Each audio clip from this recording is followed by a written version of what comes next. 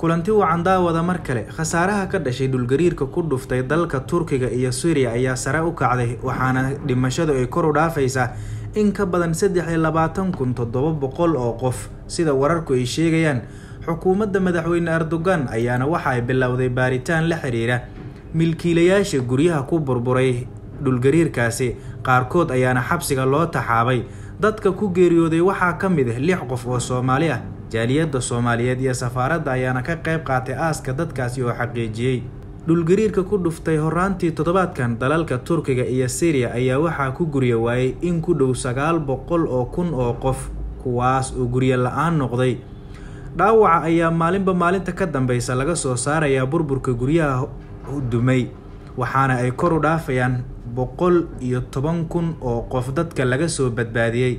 madaxweynaha dalka Turkiga Recep Tayyip Erdogan oo warbaahinta la hadlay ayaana waxa uu sheegay in dhulgariirkani uu yahay mucjisadii ugu weyneed ee muddo soo marta dalka Turkiga.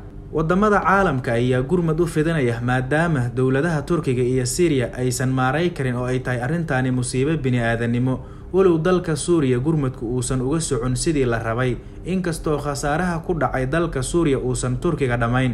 marka laga soo taga khasaaraha nafeed, kuwa hantiyadeed ayaa waxa ay kor u dhaafayaan malaayiin dollar, waxaana ku burburay in ka badan 7,000 oo guri.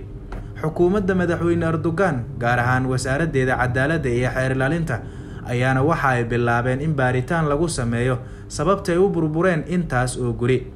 dhulgariirka ayaana dowladda Turkigu waxa ay ka qabtaa shaki xoogan oo waxay aaminsan tahay sida wararka qaar ku waramayaan in dhulka hoostiisa hub lagu tijaabiyay, waayo dhulgariirkani ma ahan mid hore loo arki jiray.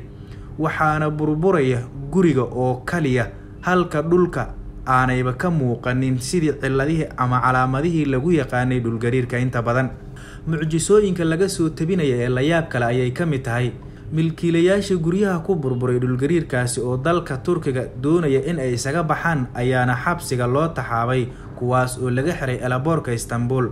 Mohamed Yasir oo ka mid ah milkiilayaasha guryaha ku burburay dhulgariirka oo isaga baxayay dalka Turkiga kuna sii jeeday dalka Montenegro ayaa booliiska dalka Turkiga xabsiga u taxaabeen kadib amar ay ka heleen xeer ilaalinta dalka Turkiga.